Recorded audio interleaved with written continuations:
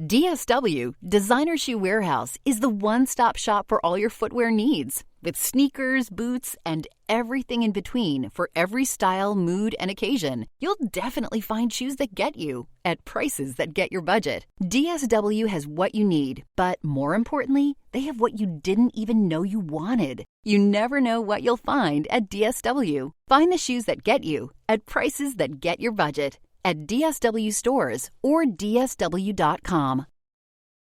Hello and welcome to the No Guilt Mom podcast. I'm your host, Joanne Crone. Hello and happy new year to all my Lolas out there. Guys, I wasn't even going to record an episode today, and I got inspired by something that happened this morning.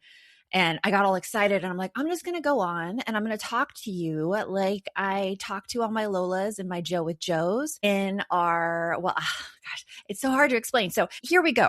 I used to have a membership called Balance. And what I realized is that talking to other people, nobody realized what balance was. Like no one could actually conceptualize what it was just by the name. And I knew that was a problem, especially when everybody and all of social media is like, balance doesn't exist, balance doesn't exist. And we were interviewing these people on the podcast that balance doesn't exist. I'm like, oh, okay. Well, this goes totally contrary to the narrative that's happening right now. And so as part of 2026, Balance is undergoing a name change. I have changed everything already. It is now called the No Guilt Mom Inner Circle. And so out of habit, I was talking about my Balance members, but they're not Balance anymore. They're Inner Circle members. And in Inner Circle, we call ourselves Lolas. And a Lola is a strong and vibrant and imperfect mom who is trying to be a role model to her kids through pursuing joy and by continually working on herself and her own growth and self-improvement. And Lola stands for Lotus Lady because they follow our Lotus framework here in No Guilt Mom. And the Lotus framework consists of 4 things. First, it is focusing on what you feel, and this is in regards to what you say to yourself, how you feel you are as a person, what kind of habits you have in your life, especially when it comes to moving your body. The second part of it is all about what you hear and say, so your communication and how to make sure you're understood by others, but also how to ask questions and be curious of others, because that is where most of our issues stem from. All of these misunderstandings and all of these assumptions we have about other people. The third part of it is about what you see for yourself in the future. And that's really making this vision and making big goals. And big goals might scare some people. So don't think you have to have a major goal. More, it's like, where are you going? Rather than just reacting to the day-to-day, where are you going? Where do you want to be? Because I find that through a lot of the women that I coach, that's usually the problem, especially when people are like, well, I have so many things to do. How can I prioritize them? Or they feel like chaos is just running their entire life. And the reason chaos is running your entire life is because you don't have that vision about where you want to be. You kind of have this vision about making everybody else happy. And trust me, I was there as well. Making sure people aren't mad at you. I was there as well. But that only causes chaos, because you are just reacting to everything around you instead of going in this direction that you are passionate about and that, frankly, you may make some people upset about. And that's okay. That is okay. But when you have this vision, your kids see you have this vision and they develop a vision for themselves. So it's a really strong thing to have.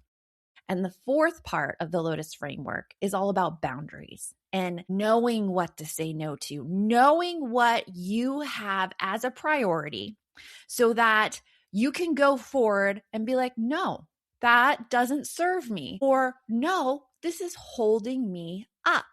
And so that's what a Lola is. So when you hear me say Lolas, it's to all of you out there who are pursuing this path of being the best person you can be and the best role model to your kids. Not perfect, but going in that direction where you are really focusing and prioritizing your own needs so that you could be full and that you can be vibrant and that you could take care of those around you as well. That's a Lola. And I have to tell you that I have been going through this entire process of interviewing so many people in our community.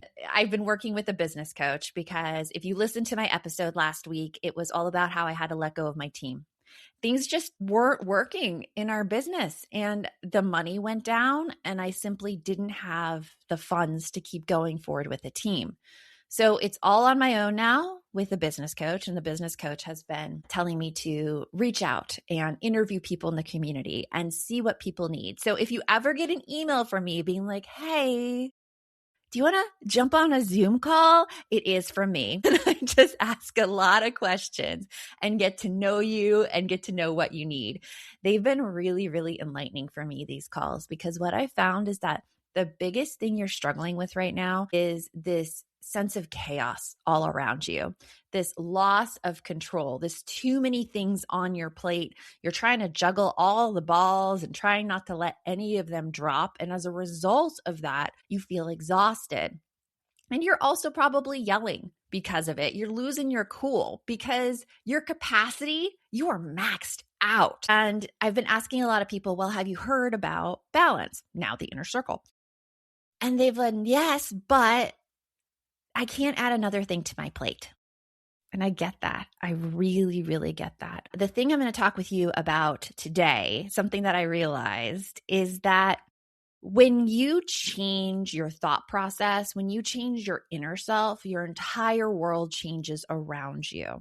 And when you make the priority to focus and prioritize on those thoughts and doing things specifically to help you change those thoughts, I'm going to give you lots of examples today. Don't worry. Don't worry. If you're like, I have no idea, Joanne, what you're talking about.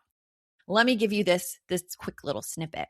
If you are telling yourself, no one appreciates me, no one respects me, or I do so much for my family and nobody notices, those are thoughts that are probably holding you back and creating a bit of chaos in your life. I'm just going to say it. I'm going to give you a little story on how it created some chaos in my life that I had to stop right there this morning.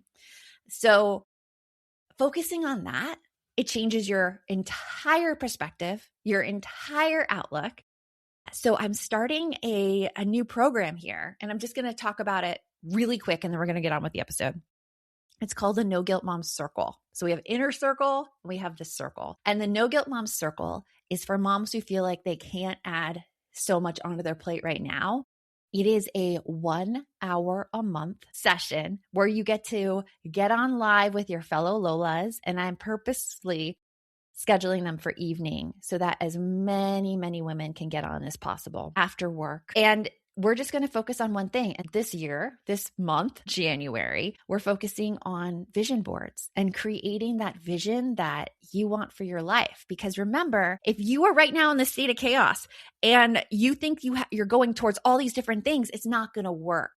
And this vision board session, it's going to give you a chance to dream. It's going to give you a chance to grow and just talk with other women who are also pursuing the best for themselves, knowing that they're imperfect. And I got to tell you, like, if you have not been around our Lolas, and if you're not a Lola yourself, this community is top notch. So supportive, so loving the women are in this community, so vulnerable the women are in this community. Like, you're not going to hear people saying all of these things that they did perfectly. You're going to hear people admitting that, hey, I had a really hard time with this.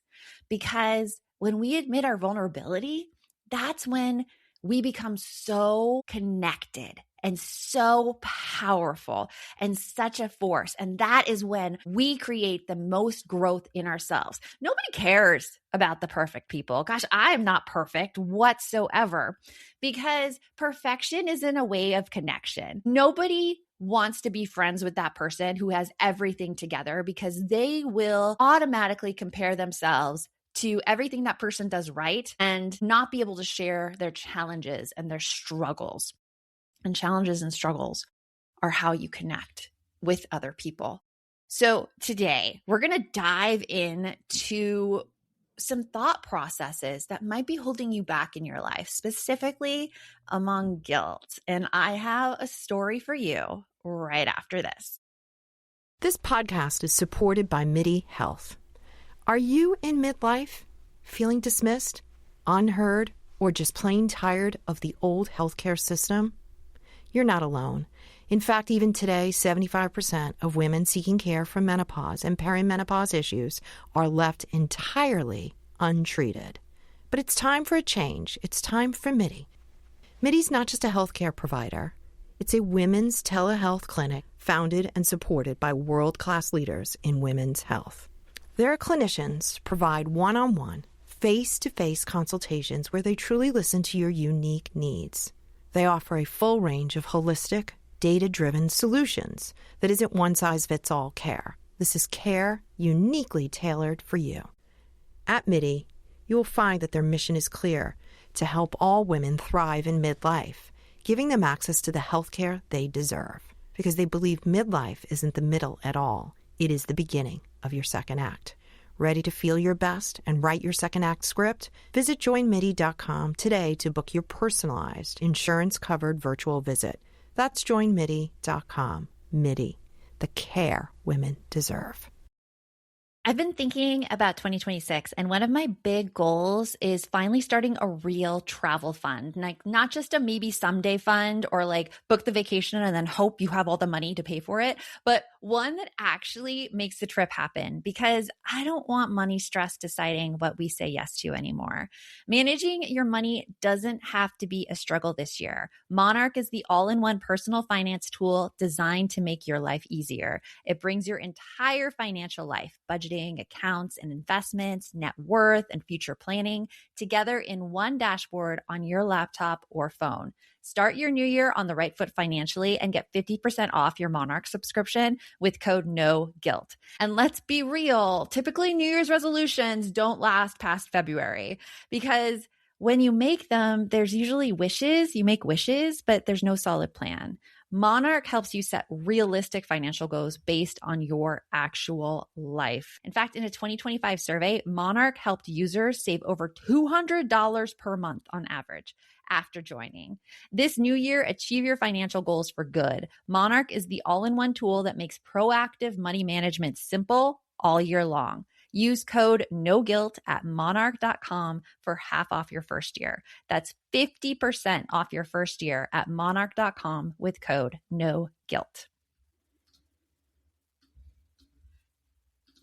Whenever I think about meal planning, I feel this wave of anxiety, because just the thought of sitting down to do it takes so much time and brain space. Like deciding what I want to eat, what my kids will eat, how to make everyone happy, and somehow still get more fruits and vegetables on the table. It's exhausting for me before I even step into the kitchen. That's why Hungry Root has been such a game changer for me. Hungry Root is honestly the easiest way to eat healthy because it does all the thinking for you. It works like a personal nutrition coach and a grocery shopper all in one. You take this quick quiz and tell Hungry Root your preferences. I answered questions like what proteins I like, what flavors I like, what foods I don't like, and especially like I'm thinking of my kids there too, and also how you like to cook. And then Hungry Root builds this entire meal plan and sends it straight to your door. And the meals range from super simple, like these quick microwave options, to chef-inspired recipes that feel elevated but are still easy to make. It makes everyone happy. Most importantly, me. It makes me happy. Take advantage of this exclusive offer. For a limited time, get 40% off your first box, plus get a free item in every box for life. Go to hungryroot.com/NGM and use code NGM. That's hungryroot.com/NGM, code NGM to get 40% off your first box and a free item of your choice for life. Okay, so It is New Year's Day as I'm recording this. And last night, I came back from a little trip to Atlanta with my son. We just spent 3 days there. It was an amazing time. On the flight back, I decided to load 2 books onto my Remarkable to prepare for some guests that I'm interviewing here on the podcast. And one of those guests is psychologist Guy Winch. And he has a great book coming up called Mind Over Work. And it's how not to let work stress interfere with the rest of your life. Like, fascinating, right? And so I dove into this book and I could not stop reading on the plane. Usually, like a lot of people around me, they're like, Joanne, oh my gosh, how can you read so many books? And I have to tell you a secret. I don't read the whole book. Usually when I'm interviewing somebody, I will read enough of the book to get a sense of their personality, to get a sense of how they approach problems, to get a sense of their framework.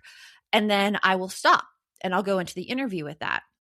This book, Mind Over Work, I could not put down. In fact, I'm going right back to read it after I record this episode, because what's so fascinating is that he dissects that most of our stress in work doesn't have to do with the work itself. Most people feel confident in the work that they put out in the world. What it has to do with is the interpersonal relations, dealing with other people. And I mean, if you're nodding your head right now and you're like, yep, yes, interpersonal relations are a huge stressor. But the thing is that we can't really control the people around us. We can only focus on ourselves. And so in this book, he talks a lot about what you can do to calm yourself and to change your thinking about the problem. And so I was reading this book yesterday and I was thinking about how many times do I create more of an issue in my life because of the things that I assume to be true or because of the things that I have guilt about myself. So case in point, for New Year's Eve, we had a lot of kids over. My son invited 3 friends over. My daughter invited a friend over. And I was so tired from my trip. We didn't invite any adult friends over whatsoever. It was just kids in our house. And we got pizza and we watched the Stranger Things finale. Don't worry, I won't have any spoilers for you. It was very good though. And then I went to bed at 10, which was great. I come up in the morning and 8 a.m. this morning, I walk into the kitchen. All of the food is still out on the kitchen counter. And I'm like, I mean, we had pizza out, which of course is inedible now because it wasn't refrigerated all night. There's like a big tray of fruit out. Automatically though, I saw this and I'm like, oh, it's my fault. I'm usually the one who puts all the food away, right? Do you ever go into these as well? Like blame yourself automatically when you see something happens. Oh, it's my fault. I didn't organize well enough. It's my fault. I didn't plan ahead. All of these things. It's my fault. I ate too much sugar yesterday and I got too tired and I went to bed early. Like everything I could justify as my fault. And so I'm thinking, oh man, like my husband, he usually eats leftover pizza the next day when we get it. And now he won't have any leftover pizza and he's going to be upset. Guys, I don't know why I go into this thinking this is ridiculous, right? It is ridiculous on the outset that is automatically what I think of. The like comfort about those around me, not even like impactful comfort of those around me, like little things that may totally not matter to the other person. But this is what I was thinking. So I go in to our bedroom and my husband's getting ready too. And I say to him, thinking like, oh, I don't want this to be my fault. I pass it off on the kids and I'm trying to make it a joke. And I say, oh yeah, like none of the food's been put away. Like no surprise there. And there's a beat. And then my husband says, yeah, I either had the choice to like stay up until they went to bed and put the food away then, or go to bed myself. And I was like, whoa. And I'm thinking to myself, whoa, because that is not how I meant it at all. I thought it was completely my fault. I was trying to take the pressure off of myself and like make it a joke. But when I said that to him, he took on the responsibility of the pizza, which is makes sense. I mean, both of us feel that we have that impact on our own lives. And so I stopped myself there and I'm like, I wasn't blaming you at all. I just want to make sure of that. Like, I love you. I support you. I was saying, like, of course the kids didn't put it away. This isn't something that they think about at all. And I went to hug him and I gave him a kiss, and then it's ended right there. But it made me think afterwards that how much do my own feelings, my own insecurities get in the way of my communication with others? And I mean, do you have this too? Can you think of an instance in your life where your own feelings and your own insecurities really caused a rift? Maybe it was in a friendship, maybe it was between you and your partner, but there would have been no problem at all before. And then suddenly there's a problem because you brought up something and you tried to pass it off as like an actual issue versus the fact that you're feeling insecure. Because that's how I was. I was feeling insecure this morning. I saw all of this food waste and I'm like, I should have prevented this. This is all on me. That's what your self-thoughts and your self-talk does to you. Depending on what you say to yourself, it affects your actions. It affects how you relate to other people. It affects what you say to other people. I mean, I could tell you this too. I have seen a lot of cases in my life where somebody says something to me and I automatically think that they're blaming me for something until I realized how much a lot of these things have to do with insecurity. A thing that all of us humans face. And especially as women, when the entire impact and responsibility for our families falls on us, of course we're going to feel guilty. Of course we're going to think everything is our fault. But I have to tell you something about that. And this is something that I picked up from Guy Winch's book, is that when you have guilt, it seeps into your entire family. Your entire family. I'm sure you can think of an instance where maybe someone in your family growing up was incredibly down on themselves, thought the worst of themselves, thought that they didn't deserve anything for themselves. They didn't deserve the time they spent on themselves. They didn't deserve any like actions they spent on themselves. Like right now, I was having a talk with my mom, and I know a lot like women in my mom's generation, they really never felt important in their lives. And she recently got a new car. It's now a year old. The main thing she's telling herself, and the thing I'm trying to kind of counter, but it's hard as a daughter to counter this, is that she doesn't deserve it. She doesn't deserve a new car. She doesn't deserve to drive it. She doesn't deserve nice things in her life. And I just want to sit with that a little bit, because how much do you do that? Do you think you don't deserve things? Do you think you don't deserve to go out without your kids and do something just for you, to enjoy yourself, to relax, to unwind? I mean, I have to counter those thoughts in myself every single day. And what I'm saying is that it's not that all those self-talks, like things are going to disappear. They're not going to disappear. They're going to keep popping up and keep popping up. But what happens when you start noticing them is that you're going to be better at countering them. You're going to be better at realizing them for what they are, that they're guilt, and not letting them affect your actions and your communication at all. So right after this, I want to talk about ruminating. Oh my gosh, do you ruminate? Do you like constantly go through scenarios that have happened in the past over and over and over, and like you just get so stressed out about them? Yes, we're going to talk about that right after this. I had the time of my life. I never felt this way before. From building timelines to assigning the right people and even spotting risks across dozens of projects, Monday Sidekick knows your business, thinks ahead, and takes action. One click on the star and consider it done. and I owe it all to you. Try Monday Sidekick, AI you'll love to use on Monday.com. So right before the break, I mentioned ruminating, and this is something I do a lot. I have diagnosed anxiety, what is it called? Generalized anxiety disorder. I've had it ever since I was a little kid. I am on medication for it. Best thing I've ever done in my entire life to go on meds for it. I tried a little bit in 2025 to go off my medication. Guys, that didn't work. It didn't work at all.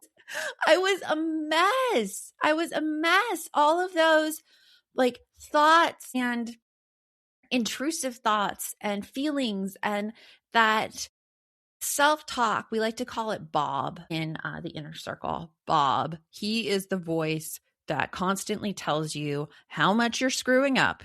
And he doesn't do it to be an ass. He does it to protect you because Bob is really afraid of new experiences. Bob is really interested in security. And so he tells you all of these things to prevent you from putting yourself out there and doing risky things. But Bob hurts us emotionally. And something that I got from Guy Winch's book, Mind Over Work, is that when we ruminate, when we go back and put ourselves through those instances that caused us emotional pain, we're opening up that wound again of emotions. Think, for example, if you hurt yourself physically, like if you're running and you twist an ankle, when you go back and you remember that instance, your ankle probably doesn't hurt anymore once it's healed, right? You don't bring back the pain of that ankle years and years into the future. However, if you go back and you ruminate and run through an emotional incident, you're bringing up that emotion over and over again. And your body is actually responding to it over and over again. So when you ruminate over something, you're like injuring yourself emotionally again, bringing up all those hormones. And so the point is that how ruminating and guilt, when you're going back to incidents, when you did something that you're not proud of, you're not doing anything to help the situation. You are just injuring yourself again. And I'm a big ruminator. I mean, I'm somebody who goes back and thinks through, basically, I've noticed a pattern. I'm a huge people pleaser, huge. I just want everyone to like me. It is something I am working on, but I'll go back and replay incidents where I feel like I took the people pleasing way too far. Like I feel like I cowered to people to let them have their own way rather than stand up for myself. And after those events happen, I'm always really aware of what I did, really ashamed actually of what I did and wondering why I didn't stand up for myself and why I thought it was all my fault and none of the other person's. And I replay those and I replay, okay, here's what I would said and here's what I would have said to like stand up to that person. I think of this instance in my teaching career and remember how we talked about stress from work isn't usually the work itself, it's other people. It was like this. There was a teacher who I definitely felt it was tense around, you know? I would say something and maybe she would say something that would be a little passive aggressive, but I wouldn't call her on it since passive aggressiveness is a really hard thing to call people on. I would just let it slide until one of my teammates, his name was Ryan. Ryan tells me one day that this teacher has been referring to me as the upstairs boss. Now, the school I taught at had 2 floors. I was a 5th grade teacher. Upper floor had an upstairs, thus upstairs boss. I was so angry and I felt attacked as well as ashamed because one of my triggers, and tell me if this is a trigger for you, like one of my triggers is being called a know-it-all or bossy. Always, always, always. It's something that has stuck with me from being a kid and being the oldest and knowing exactly what I wanted and telling other people when I didn't get exactly what I wanted. And that trait of me was kind of pushed down. as it does with many, many women. I hate the bossy name. I hate calling kids bossy. Like when I hear kids being referred to as bossy, it drives me mad because it's like an attempt to squash other people. Because what they're saying is that you really shouldn't go after what you want. And I think that a lot of us internalize that message. I internalized that message, and I really redirected my communication with people to not be bossy, to actually, if they have other ideas, I will go with their ideas instead of fight for my own, because I don't want to be known as bossy. And I honestly think I did that these past 5 years in my company. And I think it made me not a great leader at all. And I'm totally owning up to that because I didn't want to be referred to as bossy. But in terms of rumination with this woman, with this teacher, I just constantly replayed the situation in my mind where I would confront her and I'd be like, look, I heard exactly what you're saying about me. And everything was over dramatic and none of it was like, it would have not gone my way at all if I had decided to actually do it. Since then, I have learned a lot of interpersonal communication techniques. There's ways to confront people. I wasn't experiencing any of them in my imagination about confronting this person. But in my ruminating, I just made it harder and harder on myself. Like I had so much stress. I started with like the headaches. I would feel dizzy because I was so afraid each time of how this woman would react to me, what harm this woman might cause me in my teaching life, just seeing her day to day. And something about ruminations that I think is a really great tip, and I've started practicing, is that whenever one of those thoughts comes in your head, when you like replay something over and over again, think of it as something disgusting. Like think of that thought, first name it as a rumination. If it comes into your head, you're like, oh, that's a rumination. And then think of it like there is a skunk that just came into your home and sat next to you on the couch.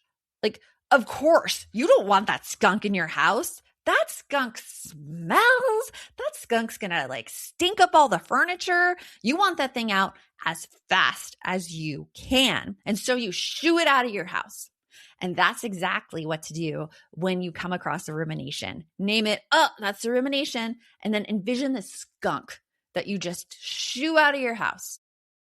And I've been doing that through some of the ruminations I've been having lately about how I should have reacted differently in circumstances, places where I felt I was wronged and didn't stand up for myself. And I'm naming it. I'm like, that's a rumination. Skunk out. Skunk out. And it's really helping. It's actually helping me feel settled and helping me feel calmer. So I want you to try that. Try that. Like, see what happens. See what happens when you think of those thoughts as like smelly little beasts. But it's your thoughts that really predict your actions. So right now, is there guilt going on right now in your life that is affecting how you interact with other people, how you interact with your kids, how you interact with your loved ones? The first step isn't changing your actions. It's actually working on your thoughts. And so I mentioned a little earlier, I'm opening up No Guilt Mom Circle. If you want to come on over, I'll put a link in this podcast episode in the show notes. And also use that rumination tool I gave you today. Try it out. See how it goes. Let me know about it. DM me on Instagram. I'm at No Guilt Mom, and I love hearing from you and love talking with you. So please, please, please let me know how this episode landed with you. And have a wonderful, happy new year. And before you go, I gotta ask you a favor. Can you please review this podcast, the No Guilt Mom podcast? You might notice if you've been a listener for a long time, the cover art has just changed. It is just me, Joanne Crone. And I would love for you to review it either on Spotify or Apple Podcasts or anywhere you listen to podcasts, because when you review it, those platforms push it out to more people. So it's a really impactful thing that you can do. And remember, the best mom is a happy mom. Take care of you. I will talk to you later. This podcast is supported by MIDI Health. Are you in midlife, feeling dismissed, unheard, or just plain tired of the old healthcare system? You're not alone.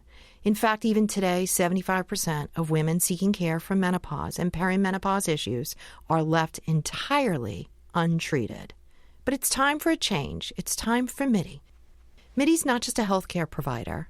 It's a women's telehealth clinic founded and supported by world-class leaders in women's health.